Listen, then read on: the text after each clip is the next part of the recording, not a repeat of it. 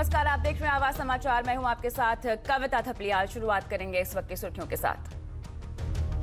Economy को सुधारने के लिए प्रधानमंत्री मोदी ने कल की एक के बाद एक 3 अहम बैठक। कोरोना के असर पर हुई चर्चा, विदेशी और घरेलू निवेश बढ़ाने के लिए बड़े कदम उठाने का हुआ फैसला। डिफेंस, माइंस और कोल सेक्टर में लिए जल्द होंगे बड़े ऐलान। देश भर में 24 घंटों में कोरोना के अब तक सबसे ज्यादा 1993 मरीज मिले। 24 घंटे में कुल 73 लोगों की मौत। कुल मरीजों की संख्या बढ़कर 35,000 के पार। महाराष्ट्र में नहीं थम रहा कोरोना का कहर। राज्य में कोरोना मरीजों की संख्या बढ़कर हुई 10,500। प्लाज्मा थेरेपी से इलाज किए गए पहले मरीज की हुई मौत। गुजरात में 4400 तो दिल्ली में 3500 लोगों को हुआ कोरोना। शुरू हुई मजदूरों की घर वापसी। तेलंगाना से झारखंड के लिए 24 कोच वाली स्पेशल ट्रेन रवाना। घर वापसी के लिए राज्य सरकारों ने जारी किए निर्देश। राज्यों ने नियुक्त किए नोडल ऑफिसर। चौथी तिमाही में आरआईएल के रिटेल और जियो के नतीजे रहे शानदार। $8.9 की जीआरएम भी अनुमान से बेहतर। चेयरमैन मुकेश अंबानी बोले, कंज्यूमर बिजनेस में दिखी मजबूत ग्रोथ। नतीजों के साथ ही आरआईएल ने किया भारत के सबसे बड़े राइट्स इशू का ऐलान। ₹1257 प्रति शेयर के भाव पर राइट्स इशू को मिली बोर्ड की मंजूरी। 15 शेयर पर एक राइट्स इशू होगा जारी। कंपनी की कर्ज मुक्त होने की तैयारी। ऑटो कंपनियों पर पड़ी कोरोना की मार। अप्रैल में मारुति M&M की नहीं हुई बिक्री। लॉकडाउन के चलते एक भी प्लांट में नहीं हुआ काम। हालांकि एक्सपोर्ट के जरिए मारुति ने अब बेची 632 कार। M&M ने 733 कार एक्सपोर्ट की।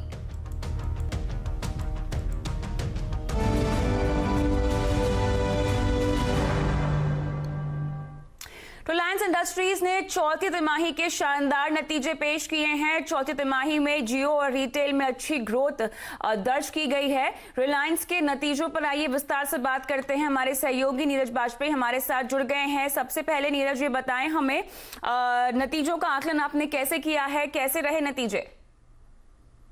रिलायंस इंडस्ट्रीज ने चौथी तिमाही में एक बार फिर से बेहतर नतीजे पेश किए हैं। बाजार को जितना अनुमान था लगभग उसी हिसाब से उन्होंने पेश किए हैं। बावजूद इसके कि बहुत जगहों पे लॉकडाउन और शटडाउन और ग्लोबल ऑयल मार्केट में काफी टर्मोइल आपने देखा, उसके बावजूद नंबर अच्छे थे।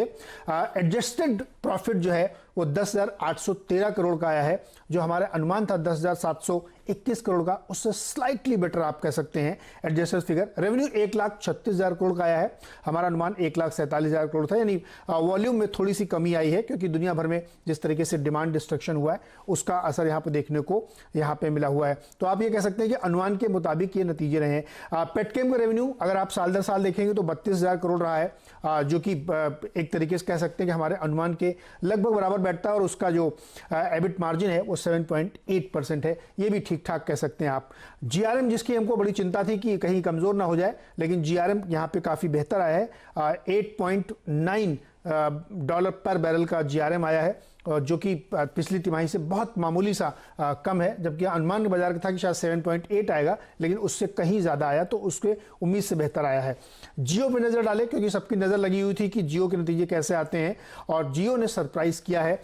2331 करोड़ का प्रॉफिट यहाँ पे दिखाया है, जबकि बाजार का अनुमान था कि 1840 करोड़ आएंगे, लेकिन उससे कहीं बढ़ के नंबर यहाँ पे आते हुए दिखे हैं। रेवेन्यू 14,835 करोड़ यहाँ पे आया है, हमारे अनुमान के लगभग बराबर है। और जो शुद्ध मुनाफा है, अगर आप उसको एब्सोल्यूट टर्म में देखेंगे तो 1350 करोड़ से बढ़ के 2331 करोड़ आया है। ये नंबर वाकई बहुत ही सरप्राइज है। 130 रुपए 60 पैसे का आरपू आया है, हमारे अनुमान से थोड़ा सा कम है, हमें 134 के आसपास लग रहा था, लेकिन 130-60 भी लगभग उसके बराबर है। और पिछली तिमाही में टैरिफ हाइक हुई थी, और शटडाउन के दौरान, लॉकडाउन के दौरान बहुत सारे जगहों पे डेटा कंजम्पशन बढ़ा है, तो उसका इम्पैक्ट यहाँ पे जरूर देखने को मिला है। और रिटेल सेगमेंट में भी आप देखेंगे फुटफॉल बढ़ा है, अपना एरिया इन्होंने बढ़ाया है। मार्जिन में 1 से 1.5% का इंप्रूवमेंट रिटेल बिजनेस में देखने को मिला है, और जो इनका रेवेन्यू है उसमें भी अच्छी खासी ग्रोथ आई है। तो जितने भी सेगमेंट थे सारे एक तरीके से बेहतर परफॉर्म करते हुए दिख रहे हैं। मार्केट कंडीशन को देखते हुए कहा जा सकता है कि नतीजे काफी अच्छे हैं। इसके अलावा ये बताएं हमें नीरज, क्योंकि भारत के सबसे बड़े राइट्स इशू का ऐलान हुआ है, तो इसका फैसला जो लिया गया है, इसकी क्या बारीकियां हैं? देखिए, रिटेल निवेशकों के लिए अच्छी खबर यह है कि राइट्स इश्यू को रिलायंस इंडस्ट्रीज ने मंजूरी दे दी है।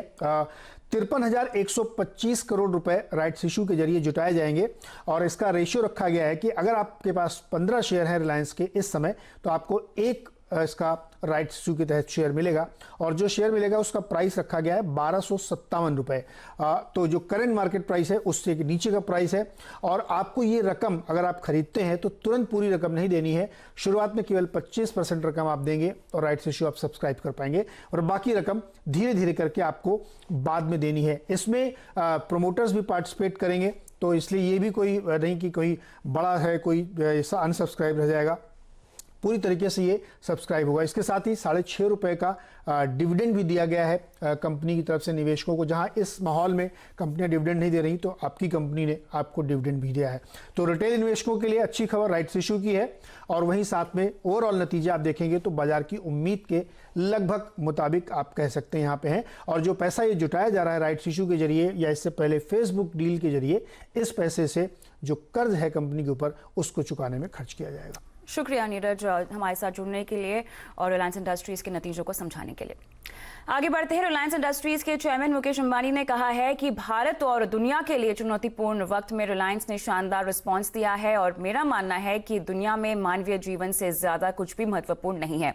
रिलायंस बिजनेस और मानवता दोनों में एक संतुलन बिठाकर चलता है। रिलायंस फाउंडेशन, रिलायंस रिटेल, जियो, रिलायंस इंडस्ट्रीज मिलकर इस वक्त कोविड-19 का मुकाबला करने में देश का साथ दे रहे हैं। मुझे खुशी है कि इस मुश्किल वक्त में भी RIL ने FY20 के लिए शानदार प्रदर्शन किया है। ऑयल टू केमिकल बिजनेस एक शानदार पोर्टफोलियो और कॉस्ट मैनेजमेंट के दम पर हमारी ज्यादातर यूनिट्स अपनी कैपेसिटी पर काम कर रही हैं।